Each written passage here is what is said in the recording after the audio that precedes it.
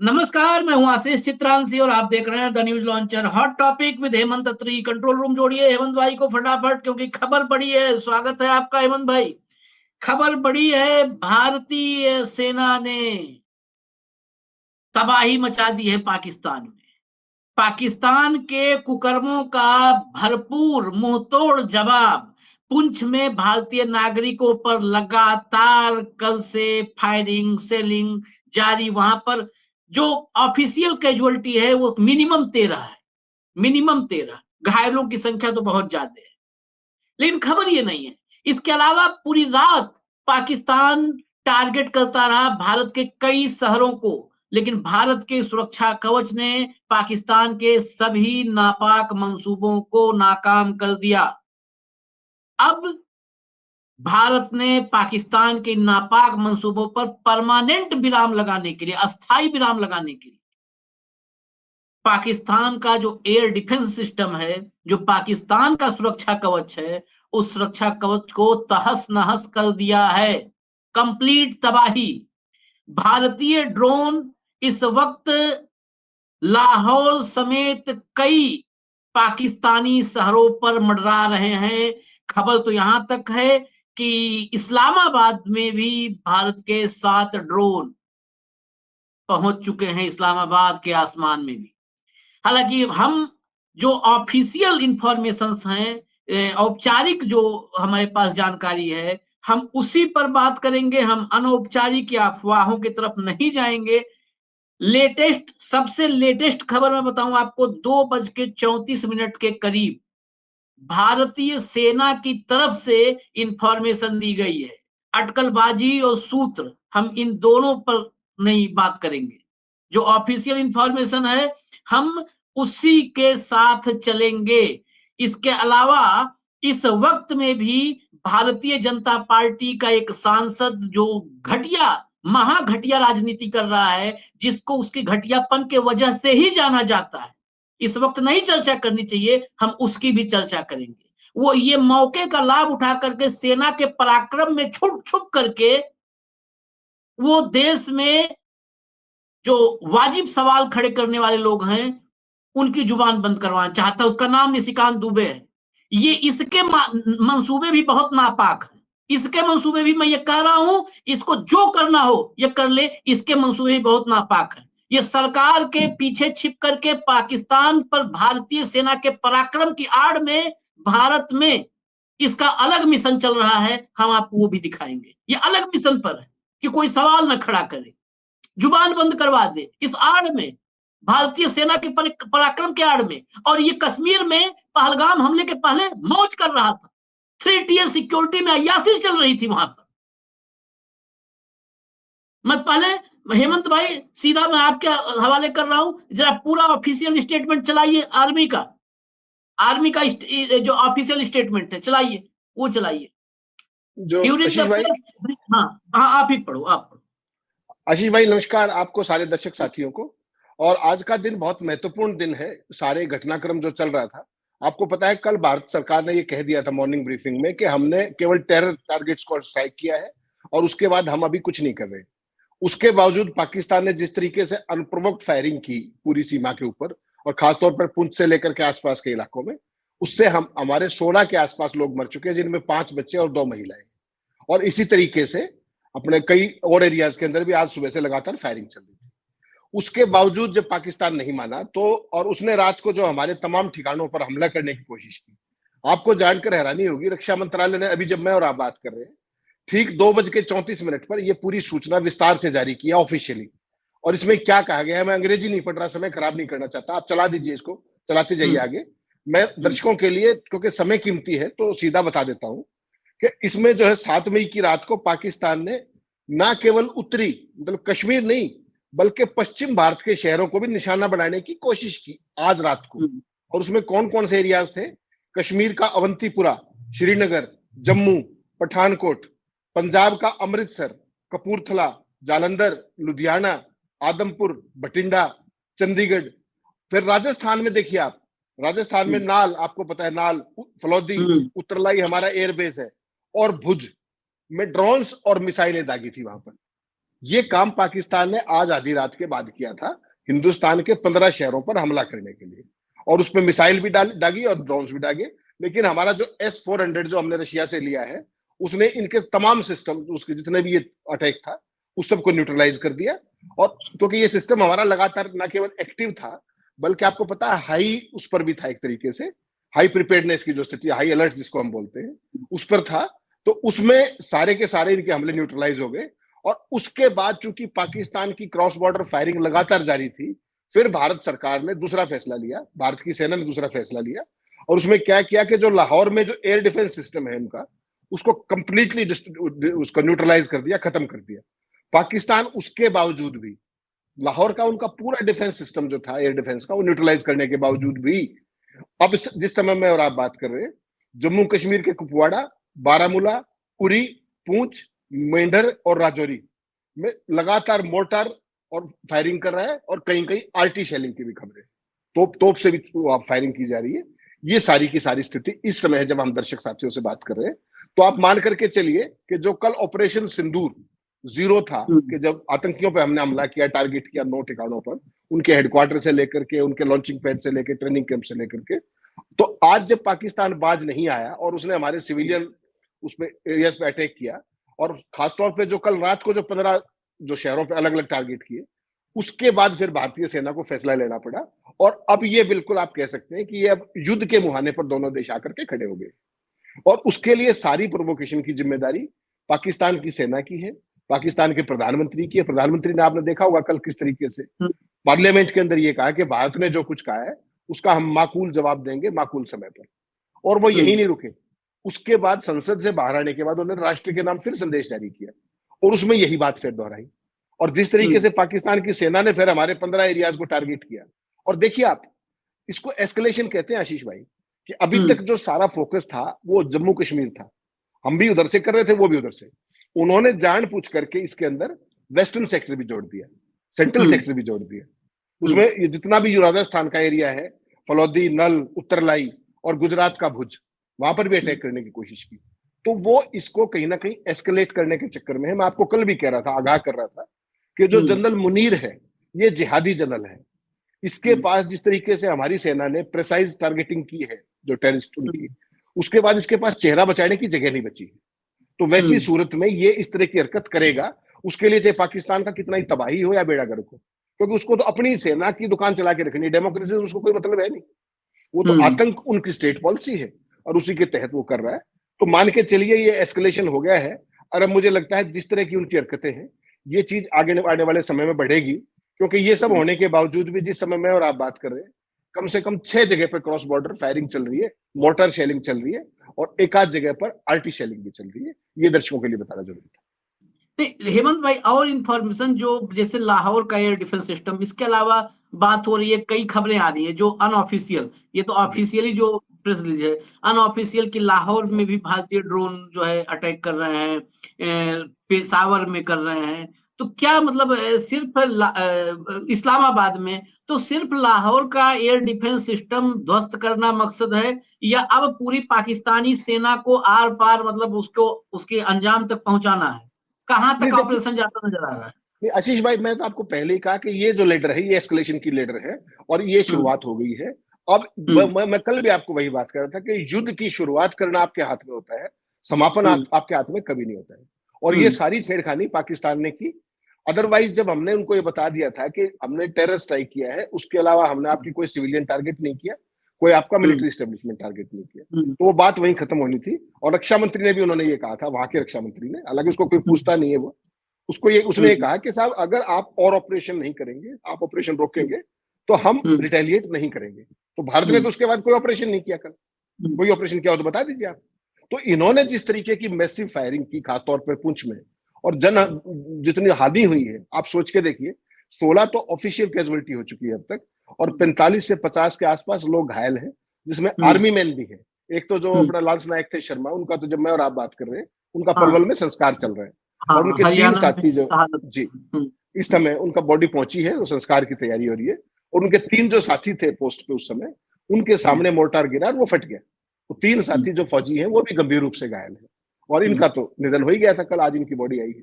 Basically Pakistan ने escalation letter को खुद इनिशिएट किया है, भारत ने कुछ नहीं किया। भारत ने 2 टूक अपनी ऑफिशियल ब्रीफिंग में कह दिया था कि हम एस्केलेट नहीं करना चाह रहे, हमने केवल टेररिस्ट कैंप्स, टेररिस्ट हेडक्वार्टर्स और टेररिस्ट लॉन्चिंग पैड्स स्पेसिफिकली कहा था ये, और उसके बाद भारत ने कोई कार्रवाई नहीं की।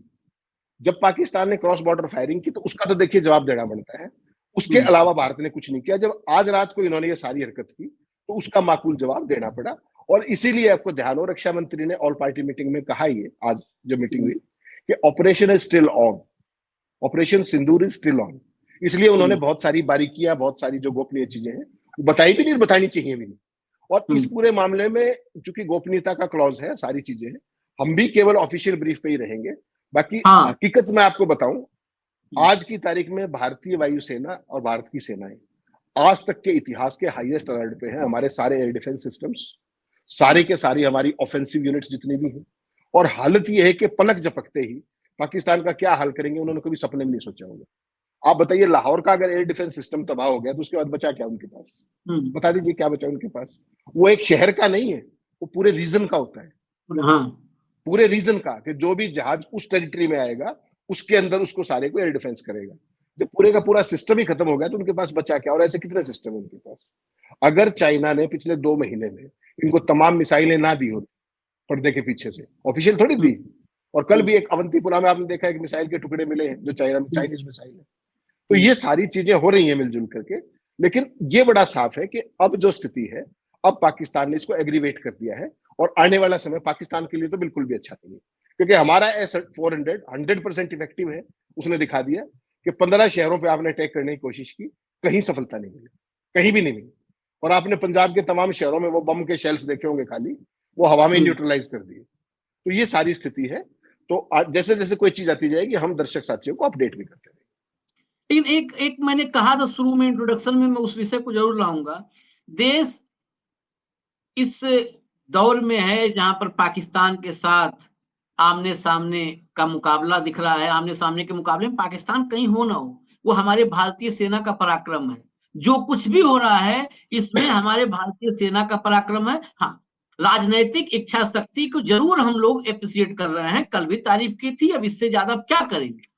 लेकिन भारतीय जनता पार्टी का एक ऐसा सांसद जो कुख्यात है अपने इस तरह की हरकतों के लिए, ये मौका इस चीज के लिए है क्या जो ये कर रहे हैं? निशिकांत दुबे का जरा ट्वीट दिखाइए, कंट्रोल रूम दिखाइए, निशिकांत दुबे का ट्वीट दिखाइए। यह युद्ध का समय है, अभिव्यक्ति की स्वतंत्रता इस समय लागू नहीं होती है। सोशल मीडिया, यूट्यूब के पाकिस्तानी मानसिकता वाले लोगों को MIB इंडिया और MIB हिंदी बंद करे। पाकिस्तानी हमारे उन विशेष लोगों के बकवास को अंतरराष्ट्रीय मुद्दा बना रहा है।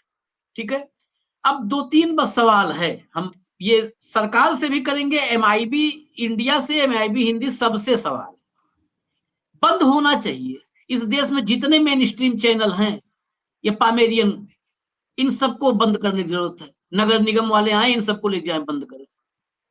ये 22 अप्रैल से इन्होंने भारत सरकार के उलट खबर चलाई है। विक्रम मिश्री ने, मैं इस बात को मैं कहता हूं, इस बात पर कोर्ट चले निशिकांत दुबे, और खुद जिरा करेंगे हम।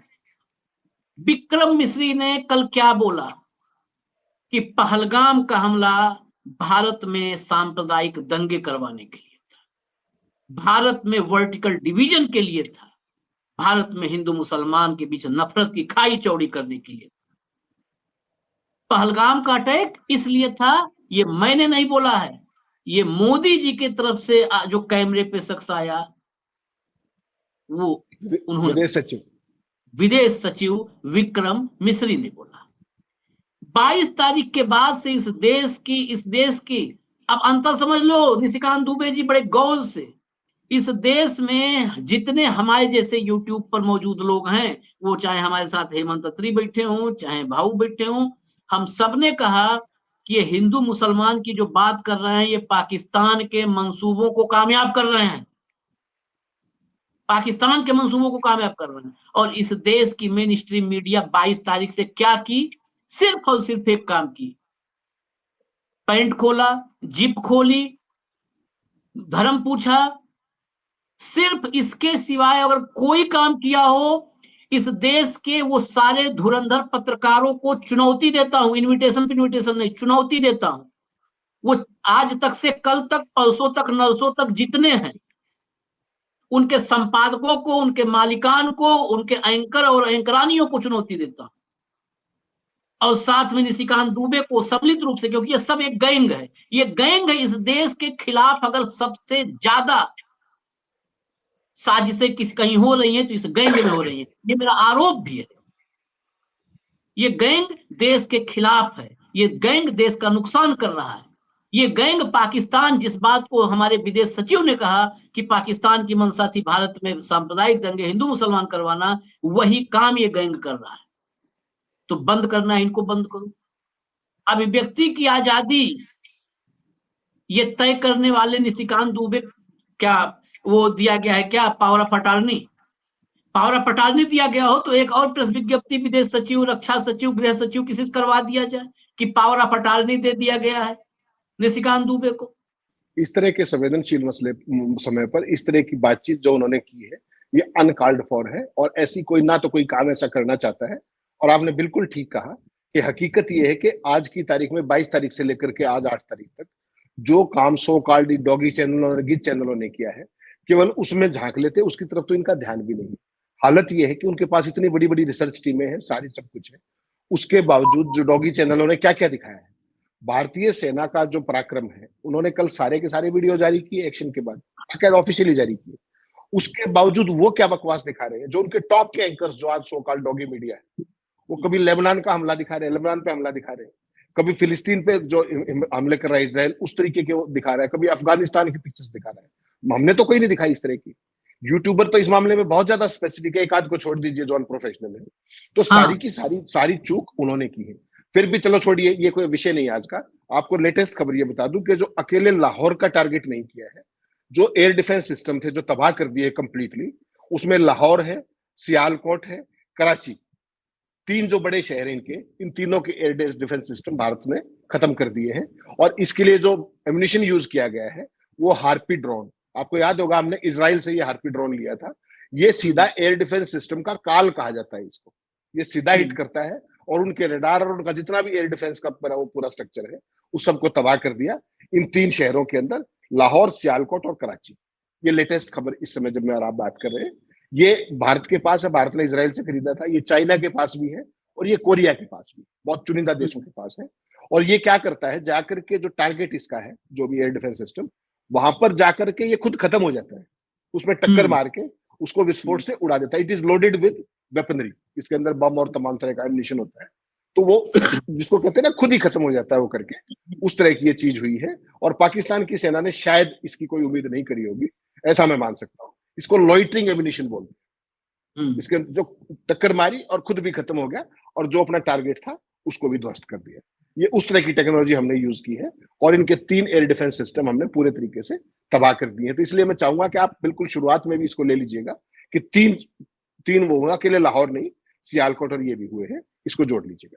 लाहौर, सियालकोट और कराची, तीनों शहरों में पाकिस्तान के एयर डिफेंस सिस्टम को तहस नहस, छिन्न भिन्न और स्वाहा कर दिया है भारतीय सेना ने। भारतीय सेना का यह ऑपरेशन जारी है, ऑपरेशन सिंदूर जारी है। कल देर रात जो हमने मतलब 8-9 बजे के आसपास वीडियो किया था, उसमें भी यही पोजीशन बताया था कि ऑपरेशन सिंदूर जारी है। जो कल ब्रिगेडियर साहब के साथ चर्चा हमने की थी, उन्होंने भी कहा था कि ये अभी ऑपरेशन सिंदूर खत्म नहीं हुआ है, ऑपरेशन सिंदूर अभी शुरू हुआ है। तो ये ऑपरेशन सिंदूर जारी है, इसकी अपडेट्स जो भी होंगी हम आप तक लाएंगे। भारतीय सेना के साहस को सलाम करने के साथ उनकी हौसला अफजाई के लिए जो भी कदम जहां भी उठाना होगा, हम तैयार हैं, हर तरह से तैयार हैं। पूरा भारत का 143 करोड़ नागरिक, मैं किसी को संदेह की दृष्टि से नहीं देखता हूं इस मामले में, सभी तन मन और धन तीनों से, अगर पाकिस्तान से आर पार की नौबत आ ही रही है तो तीनों से तैयार हैं। ये वही देश है जिसने एक टाइम का, एक वक्त का खाना छोड़ दिया था। शास्त्री जी ने जब कहा उस दौर में हम खाद्यान्न पर भी आत्मनिर्भर नहीं थे, खाद्यान्न में आत्मनिर्भर नहीं थे। अमेरिका से गेहूं लेना पड़ा। एक वक्त की रोटी छोड़ा था इस देश ने, तो छोड़ देंगे, लेकिन जहां पर देश के सम्मान की बात आएगी, स्वाभिमान की बात आएगी, वहां पर भारतीय सेना तो मुंह भी तोड़ रही है और मुंह तोड़ जवाब भी दे रही है। लेकिन भारत का एक एक नागरिक, एक एक नागरिक, सबकी तरफ से जिम्मेदारी के साथ हम बोल रहे हैं, एक एक नागरिक भारतीय सेना के शौर्य पराक्रम को सैल्यूट करते हुए उनके साथ अपने आप को संबद्ध कर रहा है, उनके साथ अपने आप को जोड़ रहा है। और अगर यह ऑपरेशन आगे बढ़ता है, मैं अभी इसी वक्त एक और बात करना चाहता हूं, हम सोचते नहीं ज्यादा, अगर यह ऑपरेशन बढ़ता है तो इस ऑपरेशन के लिए भारत सरकार को एक अलग से, भारत सरकार तमाम रास्ते हैं, लेकिन एक सुझाव कि एक अलग से भारतीय सेना के इस पराक्रम युद्ध ऑपरेशन के लिए एक फंड क्रिएट करे। न्यूज लॉन्चर सबसे पहला, अभी से बता रहा हूं, सबसे पहला चेक ऑनलाइन ट्रांसफर 1 मिनट के अंदर करने के लिए हम बैठे हैं। हम जिसके पास खुद ही आर्थिक संसाधन नहीं है, लेकिन उसके बावजूद इसी वक्त इस क्लिप को रख लीजिए, जैसे ही ये होगा तत्काल विद इन 5 मिनट हम सबसे पहले उसमें योगदान देंगे। हेमंत भाई कुछ कहना चाहते हैं? फाइनल आशीष जी, कोई नया अपडेट आया है। ये जो तीनों शहर जिनका, इनमें तीनों शहरों के अंदर HQ-9 एयर डिफेंस सिस्टम लगे हुए थे, जिनको अपने हार्पी ड्रोन से तबाह किया है, नंबर 1। और दूसरा, अमेरिका ने बड़ा ये किया है कि जो लाहौर में उनका दूतावास है, उसके जो स्टाफ था उसको सुरक्षित जगह पर जाने के लिए बोल दिया है। मतलब साफ है, एस्केलेशन की दिशा में हम चले गए हैं। और अमेरिका ने सबसे पहले ये चीज अपने स्टाफ को बोल दी है कि आप अपना वहां से सुरक्षित जगह पे चले जाइए। इसका मतलब ये है कि जो उनका जो दूतावास है उसको फॉर द टाइमिंग शायद बंद करने की बात होगी, इसलिए या कोई शिफ्ट करने की बात होगी सुरक्षित जगह पर। मतलब साफ है कि एस्केलेशन जो थी, जिसका हमें डर था, वो एस्केलेशन की तरफ चला गया है। और अब ये, हाँ, और पाकिस्तान ने जो रात को जिस तरीके से नॉर्थ की बजाय वेस्ट को भी टारगेट किया, राजस्थान के तमाम एरियाज को, गुजरात के भुज को, तो ये बड़ा साफ लग रहा है कि ये बात उस दिशा में जा रही है जहां हम नहीं चाह रहे थे। तो अब भी मैं तो यही कहूंगा कि दुनिया के जितने बड़े देश हैं उनको सोचना चाहिए कि ये युद्ध हमेशा तबाही लाता है, इससे कोई लाभ नहीं होता। वो पाकिस्तान के जो घटिया मंसूबे हैं, आतंक के जरिए जो कुछ है, उसपे उनको बहुत इफेक्टिव स्नब देते हुए उसको लताड़ लगाए और इस युद्ध को जितना जल्दी हो सके बंद कराए। भारत के पास कुछ नहीं है, पाकिस्तान के पास कुछ नहीं बचेगा, भारत का कुछ नहीं जाता, पाकिस्तान का नाम ढूंढते रह जाएंगे अगर उनकी ये हरकत रही तो। ये बात अंतर्राष्ट्रीय बिरादरी को भी सोचनी चाहिए। ये पाकिस्तान को सबसे पहले सोचना चाहिए, आखिर में पाकिस्तान को सोचना चाहिए। बड़े देश तो हथियार बेचने के लिए युद्ध करवाते हैं, पाकिस्तान को सोचना चाहिए कि नक्शे पे रहना है या मिट जाना है। और ये बड़ी खबर है कि अगर अमेरिका ने अपने दूतावास के कर्मचारियों को, अपने स्टाफ को सुरक्षित ठिकानों पर जाने के लिए कहा है, तो ये एक और बड़ी खबर है और संवेदनशील खबर। फिलहाल आशीष भाई और भी चीज आ रही है लेटेस्ट, क्योंकि लगातार जब हम बात करें तो अपग्रेड हो रही चीजें।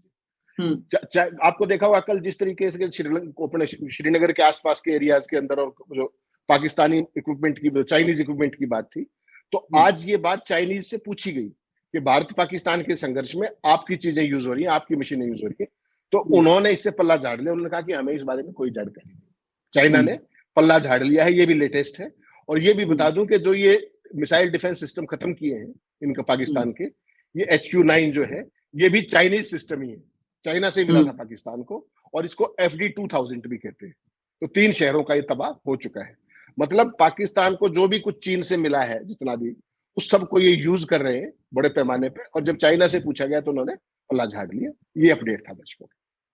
चलिए, ये अपडेट्स हैं, अपडेट हम और लेके आएंगे, क्योंकि अगर ये ऑपरेशन आगे बढ़ चुका है, स्थितियां और थोड़ा गंभीर हो रही हैं, तो अपडेट्स पर हमारी पूरी नजर रहेगी। लेकिन एक बात, अपडेट्स में हमारे साथ अपडेट्स अगर आपको देखना है तो ऑथेंटिक ही हम दिखा पाएंगे, ये पहले बता दें। हम अफवाह नहीं फैलाएंगे उन्माद के लिए कि जल्दी सबसे तेज हमारे पास आइए, उन्माद के लिए वो नहीं करेंगे। जो आर्मी और संवेदनशील बातें हम जो होंगी, जो इस ऑपरेशन के लिए, भारतीय सेना को के ऑपरेशन के लिए रत्ती भर भी नुकसान पहुंचाने की आशंका भी अगर हो उस इंफॉर्मेशन से, तो हम इंफॉर्मेशन भी नहीं बताएंगे। हम नहीं बताएंगे इन गोदी चैनलों की तरह कि हमारा कौन सा ड्रोन जो है अरब सागर में एक्टिव कर दिया गया है, कौन सा यहाँ हो गया है। ये ब्रेकिंग चला रहे हैं, इनको राष्ट्रीय सुरक्षा, इसीलिए मैंने बात की, ये जो कथित रूप से कुछ है नफरती ब्रिगेड और ये चैनल, इनको राष्ट्रीय सुरक्षा से कोई लेना देना नहीं है। ये जल्दी बताने में, सनसनी फैलाने में, भारतीय सेना के ऑपरेशन के संवेदनशील सूचनाओं को भी बता रहे हैं। ये जरूरी नहीं है आप घर में बैठे हैं कि आपको हर चीज पता हो। आप कई बार दर्शक कहेंगे नहीं हमें क्यों नहीं पता होना चाहिए, नहीं, ये आपको पता होने के चक्कर में बड़ा नुकसान हो सकता है। ये युद्ध, जिस युद्ध की बात करें, उस युद्ध में जुबान नहीं बंद की जाती है, संवेदनशील सूचनाएं बंद की जाती हैं। अगर कभी बुद्धि हो, पढ़े लिखे हो, तो इतना समझ लेना कि संवेदनशील सूचनाओं को रोक दिया जाता है कि वो पब्लिक डोमेन में ना जाएं, वो बाहर ना जाएं, वो सोशल मीडिया पे ना जाएं। चलिए खैर, हम वही लेके आएंगे जो ऑथेंटिक होगा, औपचारिक रूप से कंफर्मेशन हो चुकी होगी। इजाजत दीजिए हमें। अब कल के लिए हम आने के नहीं कहेंगे, हो सकता है आज ही इंफॉर्मेशन बढ़े तो हम फिर आए, या जब जब इंफॉर्मेशन रहेगी हम आते रहेंगे। धन्यवाद हेमंत भाई, नमस्कार।